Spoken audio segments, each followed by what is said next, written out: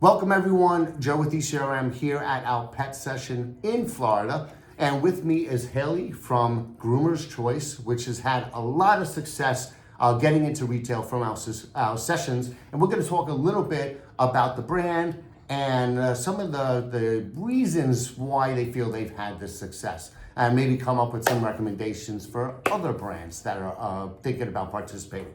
So Haley, thank you so much for joining us. Congratulations on all the success you've had, and tell everybody a little bit about the company and the products. Okay, so again, Groomer's Choice. We actually started 28 years ago in a garage.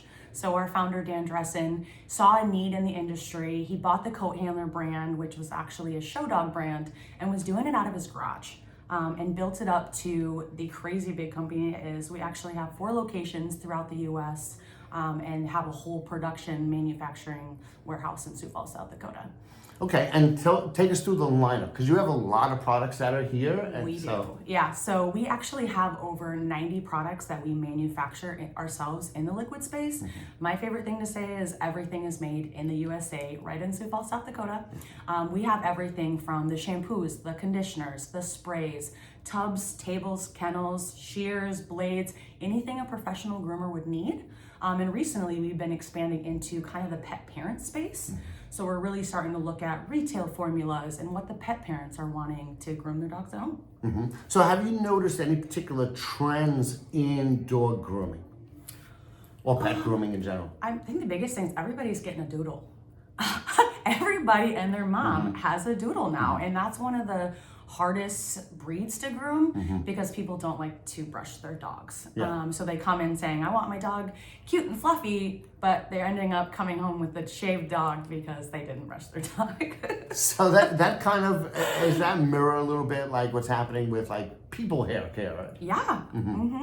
But the biggest thing is people are taking better care of their dogs now. They're willing to spend more on their pets because these days people consider pets as family now. They're their children. Myself, I mean, I do farmer's dog for my dog, which isn't cheap, but again, they're like our kids. Yeah, actually they treat them better than their kids. They do, they definitely do. Now, is it like obviously I have short hair, so, and I buzz it, so I don't know much about it. It's just, this is how I wake up and whatever.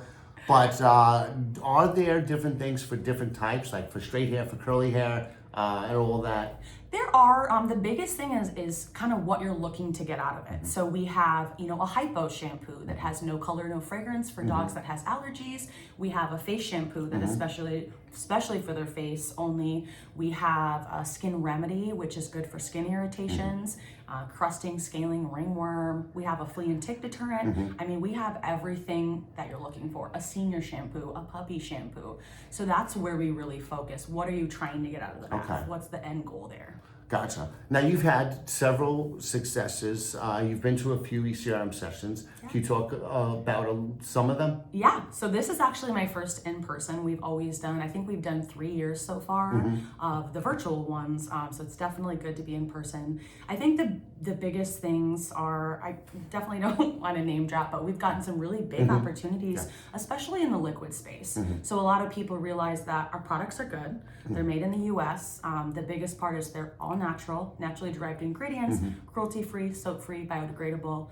So that's what really gets people going. And we've landed some really big shampoo deals just from ECRM. Wow. Like what kind of distribution? What kind of stores? What kind of? So like large chains where they have grooming and they're selling our supplies as well. And I mean, we're selling, last month we did one PO was 99 pallets of shampoo. So that's 144 gallons per pallet.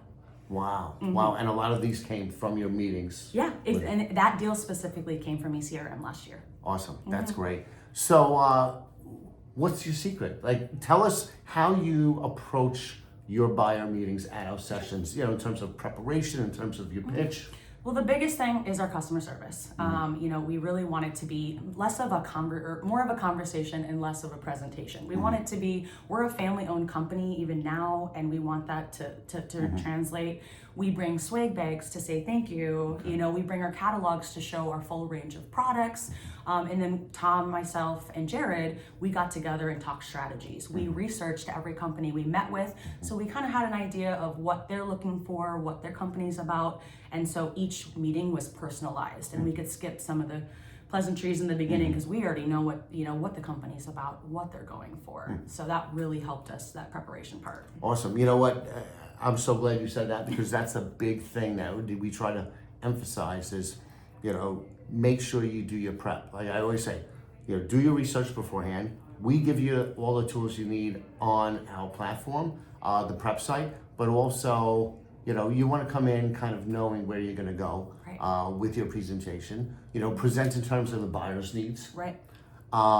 Be transparent about what your capabilities are, what they're not. That's a huge one. A lot of people, I've heard that they've had people, promise them things or say they can do things, and then when they meet later on, they say, oh, well, I'm so sorry, I can't do that. So worst thing that you can do, because you won't get that relationship back. Exactly. But Trust if you is huge. say you can't do something now, but then later on you come back and do it, then they're like, you know what, I can trust this person. Under promise, over deliver. Yes, yes. And then the last thing is, show how you're going to support sales once you're on the shelf, because getting on the shelf is only the first part.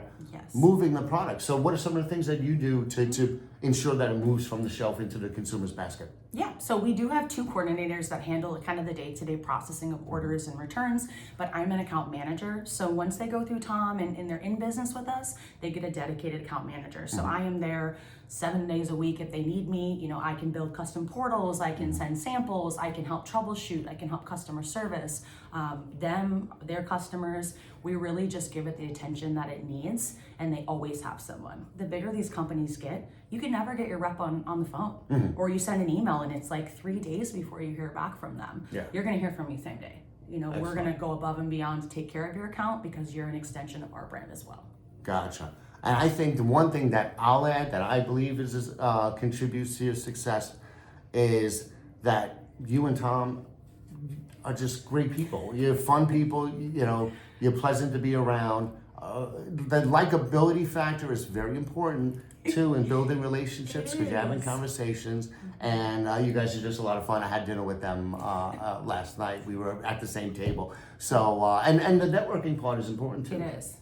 We ended up having dinner with somebody the first night, and turns out we met with them today. They were already on our roster, and we'd already met them. Perfect. Yeah. So you can't grease the skids any better. Exactly. So, well, congratulations on your success, and I look forward to seeing you at the next one. Thank you so much.